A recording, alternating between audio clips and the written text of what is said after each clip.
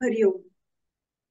गुरुर्ब्रह्मा गुरुर्विष्णू गुरुर्देवो महेश्वरा गुरु साक्षात परब्रह्म तस्मै श्री गुरुवे नमः.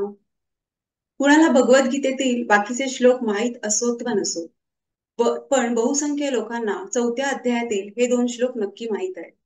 बी.आर. चोप्रांच्या महाभारत या सिरियलच्या टायटल सॉंगमुळे महेंद्र कपूर यांच्या भारदस्त आवाजात हे श्लोक अगदी सर्वांपर्यंत पोहोचले आहेत. यदा यदा हि धर्मस्य ग्लानिर्भवति भारत अभ्युत्थानम् अधर्मस्य तदात्मानं सृजामि परित्राणाय साधूनां विनाशाय च दुष्कृतां धर्म संस्थापनार्थाय संभवामि युगे युगे. चौथ्या अध्यायातील 7वा आणि 8वा श्लोक खूप पॉप्युलर, महत्वाचे आणि सगळ्यांना आवडणारे आहेत. पॉप्युलर कारण घराघरापर्यंत ते पोहोचलेले आहेत. महत्वाचे कारण भगवंत अवतार कधी घेतात आणि का घेतात हे या दोन श्लोकांमध्ये सांगितले आहेत. आणि सर्वांना आवडणारे आहेत कारण ते आश्वासक आहेत की केव्हा तरी भगवंत अवतीर्ण होऊन समाजातील अनवस्था दूर करतील. तर माझा आजचा श्लोक आहे, परित्राणाय साधूनां विनाशाय च दुष्कृतां धर्म संस्थापनार्थाय संभवामि युगे युगे. भगवंत म्हणतायत, सज्जनांचे रक्षण करण्यासाठी, दुष्टांचा नायनाट करण्यासाठी आणि धर्माची तत्वे पुन्हा स्थापित करण्यासाठी मी या पृथ्वीवर युगानुयुगे प्रकट होतो. या आधीच्या श्लोकात भगवंतांनी ते अवतार कधी घेतात ते सांगितले आहे आणि ह्या श्लोकात अवतार घेण्याचे 3 कारणे सांगितले. पहिलं कारण परित्राणाय साधूना, म्हणजे सज्जनांचं संरक्षण आणि त्यांचा उद्धार करण्यासाठी. विनाशाय च दुष्कृतां, दुर्जनांचा विनाश करण्यासाठी. धर्म संस्थापनार्थाय, म्हणजे धर्माची संस्थापना करण्यासाठी. हे तीनही ऑब्जेक्टिव्ह एकमेकांशी जोडलेले आहेत. साधूंचे रक्षण करण्यासाठी दुर्जनांचा विनाश करणं भागच आहे.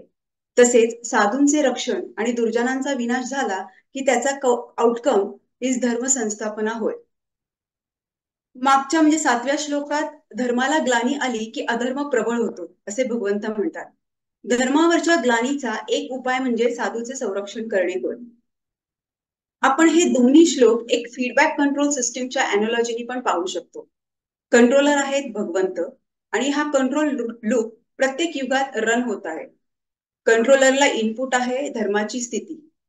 ग्लानी आली का? Check check. If yes, feedback controller activates, भगवंत अवतार घेतात and sets corrective actions like साधूंचं संरक्षण, दुर्जनांचा नाश, क्लिन्झिंग ऑफ पोल्युटेड धर्म.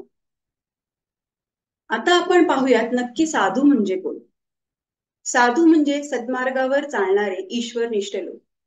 पण इथे साधू या शब्दाचा अर्थ फक्त ईश्वरनिष्ठ असं मर्यादित नसून एक वाईड रेंज आहे.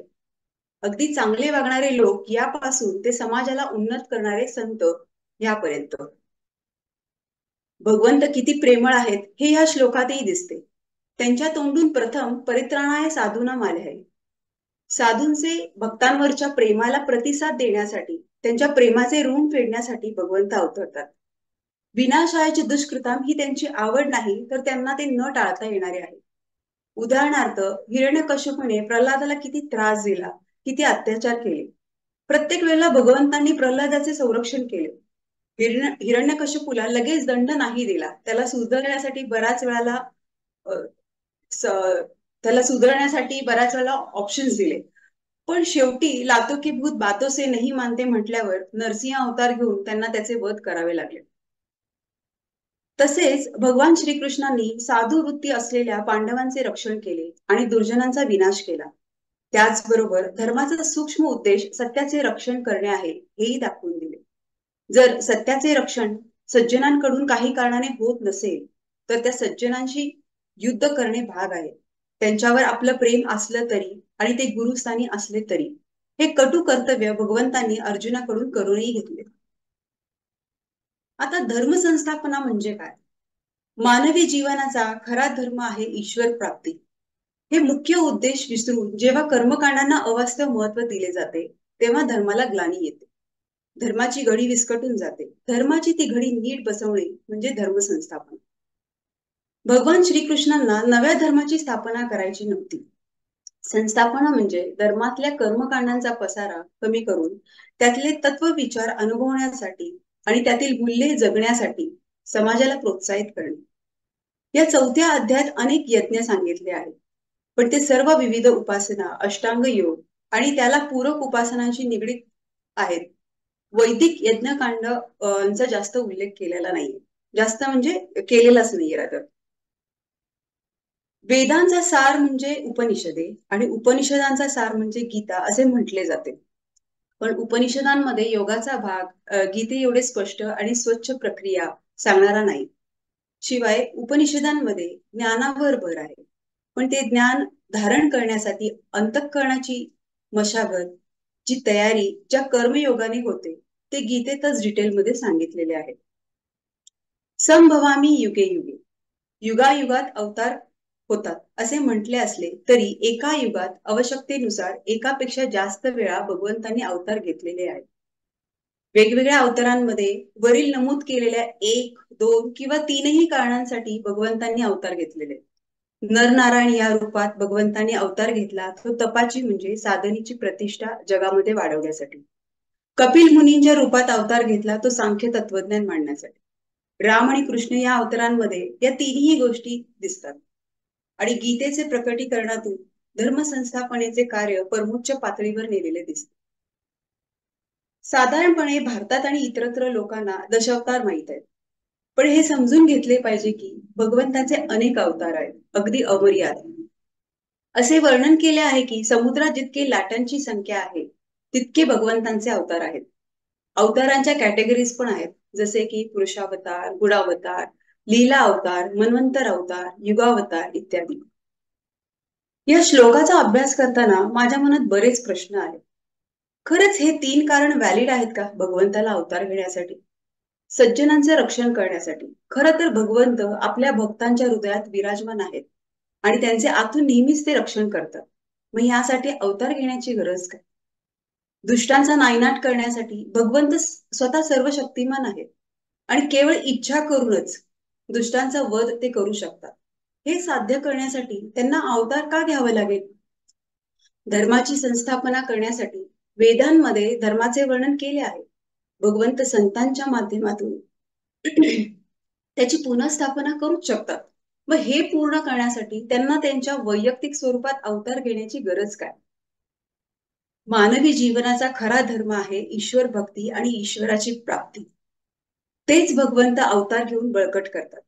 जेव्हा भगवंत जगात अवतरतात तेव्हा ते त्यांची दैवी रूपे, नावे, गुण, कार्य, निवासस्थान आणि सहवास प्रकट करतात. यामुळे भक्तीला आधार मिळतो. कारण मनाला लक्ष केंद्रित करण्यासाठी आणि त्याच्याशी जोडण्यासाठी एका स्वरूपाची आवश्यकता असते. भगवंताच्या निराकार रूपाची पूजा करणे फार कठीण आहे. तसेच भगवंताच्या वैयक्तिक स्वरूपाची भक्ती लोकांना समजण्यास करण्यास सोपी जाते. सगुण भक्तीपासून ते निर्गुण भक्ती असा हा प्रवास. भगवंत भगवंतांनी फक्त गीता सांगितली नाही, तर विशेष करून राम आणि कृष्ण अवतारात माणसाने धर्माने सत्याने कसे वागावे हे जगून दाखविले आहे. बोलण्यासारखे चालणे, स्वय करून बोलणे, तयाची वचने प्रमाणे मानिती जन. एकदा यक्षाने धर्माला विचारले होते, की धर्मराजाला विचारले होते, धर्म म्हणजे नक्की काय? तर धर्मराजा म्हणाला, संत सज्जन ज्या मार्गाने गेले त्याच मार्गाने चालणे म्हणजे धर्म होय. प्रत्येक युगात भगवंत अवतार घेतात. ते भक्तांना आशीर्वाद देतात आणि त्यांना मुक्ती देतात. तसेच ते राक्षसांना मारतात आणि त्यांना देखील मुक्ती देतात. हे भगवंताचे अद्भुत आणि प्रेमळ स्वरूप आहे. नो पार्शालिटी, सगळ्यांना सारखं, सगळ्यांना मुक्ती. मग याचा अर्थ आपण राक्षसासारखे वागणे आहे का? तर अजिबात नाही. कारण आपण तसं वागूच शकणार नाही. प्रत्येक युगात भगवंत अवतार घेतात, म्हणजे कलियुगातही अवतार घेतील. कधी घेतील, कसा घेतील, कुठे घेतील ते त्यांनाच माहित. स्वामी म्हणतात तसं जगात ईश्वराचा अवतार युगायुगातून केव्हा तरी होतो. पण मानवाच्या अंतःकरणात ईश्वर युगानुयुग भावरूपात सतत प्रकट होत आला आहे. खरं तर डे टू डे लाईफ मध्ये पण आपल्याला याचा अनुभव येतो. जेव्हा आपल्याला काही डिसिजन्स, ऍक्शन्स घ्यायची असतात, आपला अंतर्मन, आत्माराम आपल्याला सांगत असतो, हे चुकीचे आहे, असे करू नको, असे कर. त्या आत्मारामाच्या आविर्भावाने आपल्यातील चांगलेपणा वाढीस लागतो. वाईटपणाचे पराभव आणि विनाश होतो. चांगले कर्म करण्यामुळे आत्मारामाचा आविर्भाव लवकर होतो, म्हणून चांगले कर्म करावे. आत्मारामाची सर्वात चांगली गोष्ट म्हणजे तो कोणत्याही प्रकारचा हिंसाचार करत नाही. बाकी वातावरणात मात्र तसे नाहीये. हिरण्यकश्यपूला नरसिंहदेवानी मारले. रावणाचा वध भगवान श्रीरामांनी केला. भगवान श्रीकृष्णाने कंसाचा वध केला. आता कलियुगात ऑलमोस्ट प्रत्येकामध्ये हिरण्यकश्यपू, रावण आणि कंस यांचे ट्रेड्स दिसतात.